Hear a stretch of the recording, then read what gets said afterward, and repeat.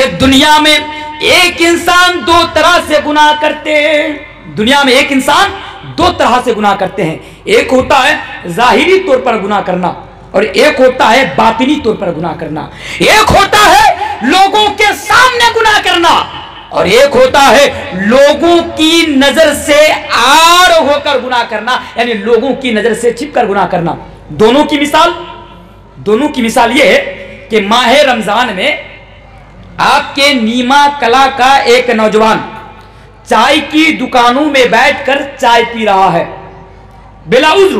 وہ روزہ نہیں رکھا ہے, کوئی عذر نہیں ہے, اس نے روزہ نہیں رکھا ہے, چائے کی دکانوں میں چائے پی رہا ہے. اب ادھر سے کوئی گزر رہے ہیں نیما کلا کے, ان سے پوچھا کہ ارے صاحب, ماہ رمضان میں تمام مسلمانوں پر روزہ رکھنا فرض ہے, بلا عذر کوئی بھی مسلمان روزہ نہیں چھوڑ سکتا, کیونکہ روزہ چھوڑنا یہ بہت بڑا گناہ ہے, یہ بہت بڑا پاپ ہے.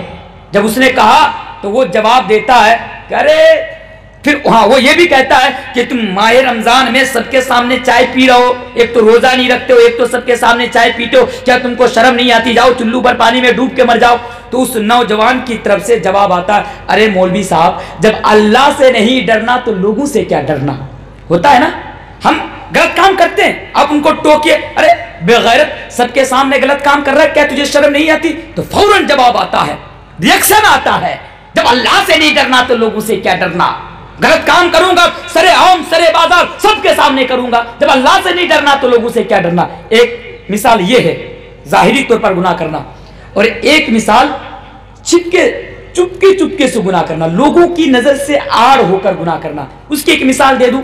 مان لیجئے ایک امام صاحب ہے. اب امام صاحب گاؤں میں یقیناً امام صاحب کا بڑا مقام و مرتبہ ہوتا ہے.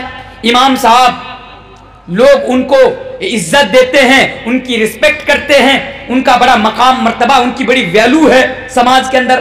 اب امام صاحب لوگوں کی نظر میں غلط کام نہیں کرتے ہیں, لوگوں کی نظر میں کوئی غلط کام نہیں کرتے. امام صاحب سوچتے ہیں یار اگر میں لوگوں کی نظر میں غلط کام کروں گا, سر عام غلط کام کروں گا, مثلا گانا نہیں سن رہا لوگوں کے سامنے, کیوں؟ اگر امام صاحب لوگوں کی نظر میں لوگوں کے سامنے میں گانا سنے گا تو لوگ کہیں گے یار امام صاحب ہیں, مولوی صاحب ہیں اور ہمارے سامنے گانا سن رہے ہیں, تو امام صاحب کا مرتبہ گھٹ جائے گا, امام صاحب کی ویلو گھٹ جائے گی, امام صاحب کی اہمیت گھٹ جائے گی. لیکن وہی امام صاحب جب لوگوں کی نظر سے آڑ ہو جاتے ہیں, اپنے روم میں جاتے ہیں, اپنے کمرے میں جاتے ہیں, تو پھر وہی امام صاحب غلط کام کرتے ہیں. تو یہ ہوتا ہے پوشیدہ طور پر, باطنی طور پر گناہ کرنا.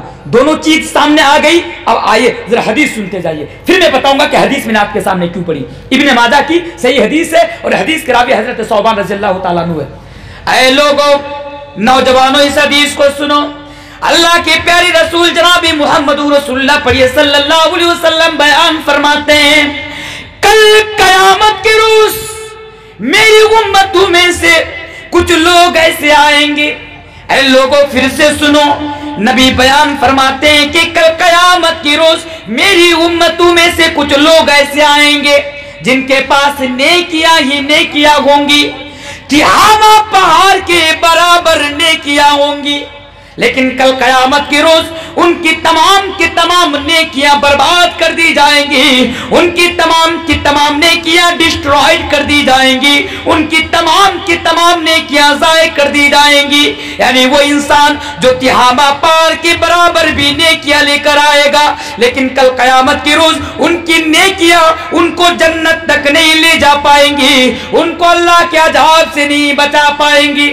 حضرت ثوبان وہاں پر موجود, حضرت ثوبان نے سوال کر دیا, یا رسول اللہ, یہ اللہ کے رسول, دنیا میں وہ کون سے بد نصیب لوگ ہیں, اے اللہ کے رسول وہ کون سے بد نصیب لوگ ہیں جو اتنی ساری نیکیاں لے کر آئے گا, تہامہ پہاڑ کے برابر نیکیاں لے کر آئے گا, اس کے باوجود بھی ان کی نیکیاں ان کو جنت تک نہیں لے جا پائیں گی, ان کی نیکیاں ان کو اللہ کے عذاب سے بچا نہیں پائیں گی. تو اللہ کے نبی نے بیان فرمایا کہ دنیا میں وہ لوگ ہوں گے, دنیا میں وہ لوگ ہوں گے جو لوگوں کے سامنے اچھے عمل تو کرتا تھا, لوگوں کے سامنے نماز بھی پڑھتا تھا, لوگوں کے سامنے زکوٰۃ بھی دیتا تھا, لوگوں کے سامنے خیر کے کاموں میں، اچھے کاموں میں پیشو پیش رہتا تھا، آگے آگے رہتا تھا، لیکن وہ انسان تنہائیوں میں جا کر برائی سے نہیں بچتا تھا۔ وہ انسان تنہائیوں میں برائی کا ارتکاب کیا کرتا تھا، وہ انسان تنہائیوں میں غلط کام کیا کرتا تھا۔ تو پتہ یہ چلا کہ تنہائیوں کا گناہ بھی بڑا خطرناک گناہ ہوتا ہے۔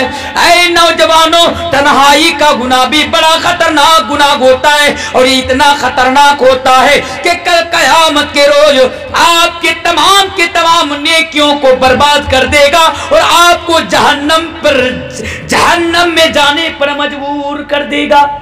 لیکن ایک انسان کے لیے ظاہری طور پر گناہ کرنا بس اوقات تو بڑا آسان ہو جاتا ہے۔